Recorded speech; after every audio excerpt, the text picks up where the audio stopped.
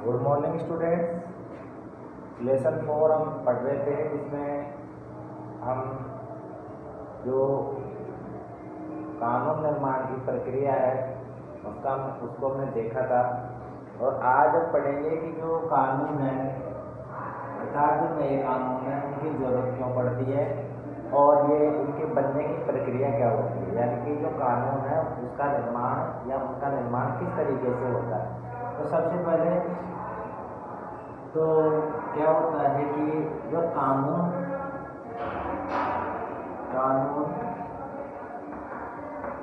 बनाने की शक्ति या हम कहें जो जिम्मेदारी वो हमारी विधायिका की होती है, अर्थात संसद की होती है। और इस संसद को ये व्यवस्था क्या कहते हैं, हमारी केंद्र सरकार ने जो व्यवस्थापिका है अर्थात जो संसद है उसे कानून निर्माण करने की शक्ति प्रदान की गई है। अब वो क्या है कि जो कानून का निर्माण है वो किस तरीके से करती है, किस तरीके से नए नियम बनाती है, उसकी प्रक्रिया चलती है। तो सबसे पहले तो क्या होता है कि जब कोई नए कानून की जरूरत होती है अर्थात किसी नए कानून की आवश्यकता होती है, किसी नए कानून की आवश्यकता होती है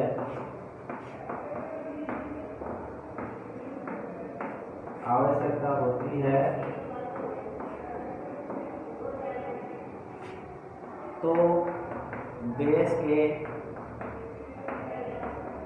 विभिन्न भागों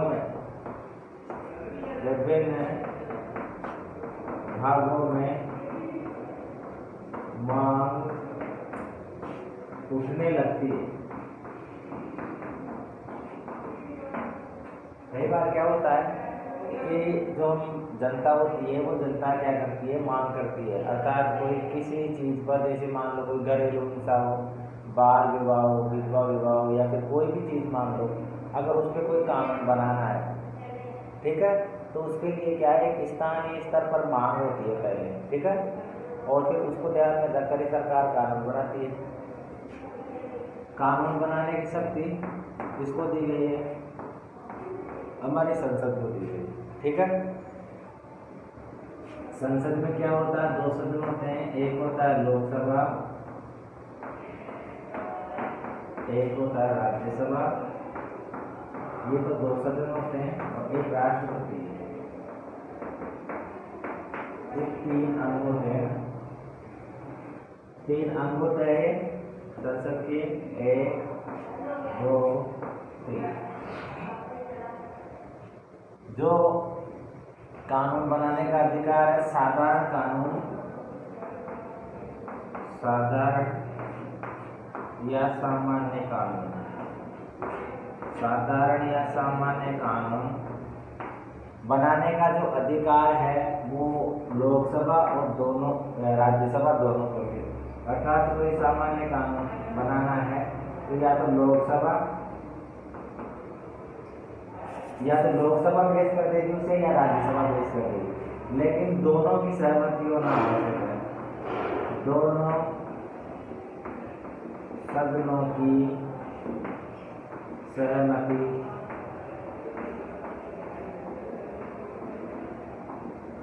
आवश्यक, ठीक है।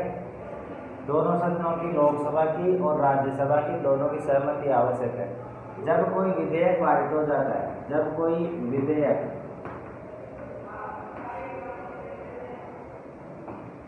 पारित हो जाता है, अब विधेयक किसे कहते हैं, विधेयक का मतलब होता है कि कोई भी कानून बनाने के लिए जो पूरा वो लेखा जोखा होता है, अर्थात एक तरीके से जो कच्चा प्रारूप होता है ना, उसको विधेयक कहते हैं। और विधेयक पास होने के बाद अब विधेयक हम लोकसभा में पेश कर सकते हैं। जब लोकसभा में पेश हो जाएगा तो सहमति के लिए राज्यसभा में जाएगा, राज्यसभा में पेश कर देंगे तो फिर वो सहमति के लिए लोकसभा में जाएगा। यानी कि दोनों सदनों की सहमति आवश्यक है। अगर एक सदन ने मना कर दिया तो फिर वो कानून नहीं बनेगा, अर्थात दोनों सदनों की सहमति आवश्यक होती है।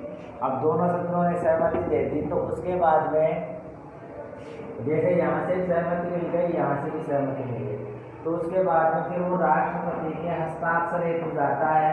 वो विधेयक राष्ट्रपति के हस्ताक्षर हेतु जाता है, अर्थात भारत के जो राष्ट्रपति हैं वो उस पर हस्ताक्षर करते हैं। जब हस्ताक्षर करेंगे तभी वो कानून माना जाएगा, अर्थात तभी वो कानून बनेगा, ठीक है, नहीं तो नहीं बनेगा। और ये जो विधेयक है, जो कच्चा प्रारूप था ना, वो बन के तैयार हो जाएगा, जिसे फिर हम कहेंगे अधिनियम। क्या कहेंगे? अधिनियम कहेंगे।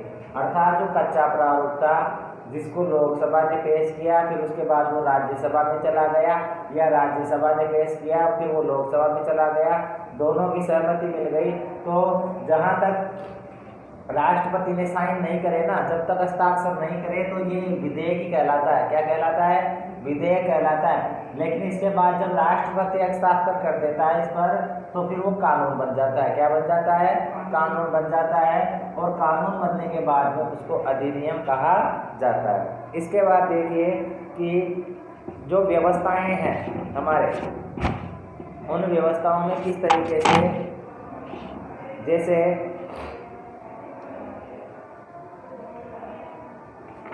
कई बार क्या होता है कि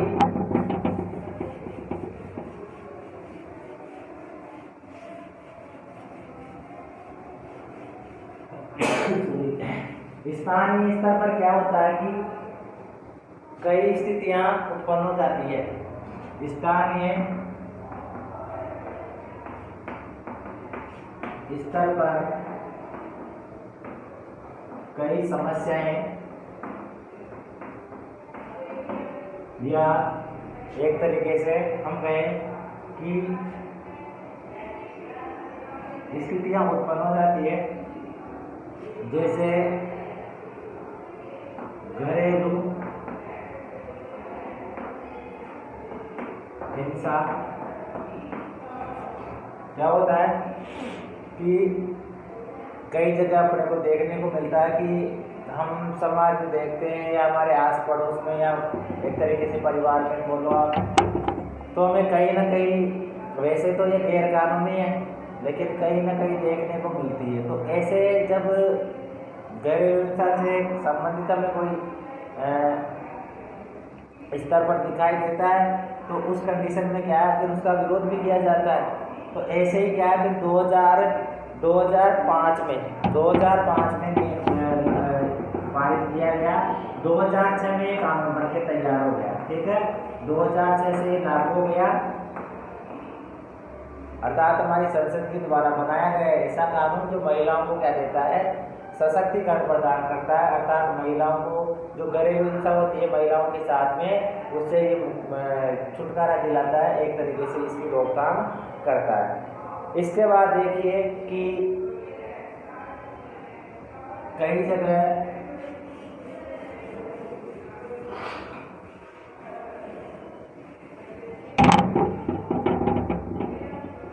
कई स्थानों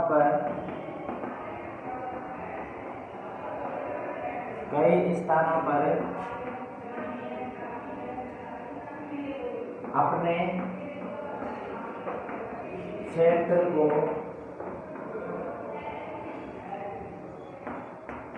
एक नया राज्य बनाने हेतु विभिन्न प्रकार से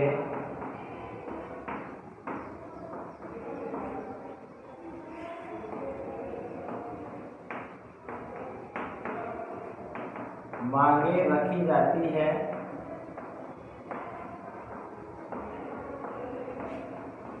और आंदोलन किए जाते हैं। क्या होता है, कभी कभी स्थानीय स्तर पर क्या है, जैसे कोई राज्य है तो वो राज्य अगर वो बनेगा, मतलब एक नए राज्य की मांग उठेगी तो वो स्थानीय स्तर पर उठेगी। तो स्थानीय स्तर पर क्या है, जैसे कोई मांग उठी, अब वो मांग राज्य बनाने के लिए उठी, क्योंकि सब चाहते हैं कि एक अपना एक विशेष क्षेत्र हो, अपना खुद का राज्य हो। तो इससे संबंधित जो कानून है वो कानून भी कौन बनाएगा, संसद ही बनाएगी, ठीक है। और उसके बाद ही फिर एक नई रूपरेखा सामने आएगी।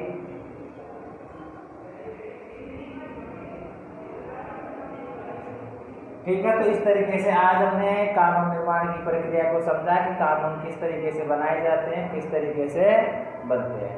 ठीक है।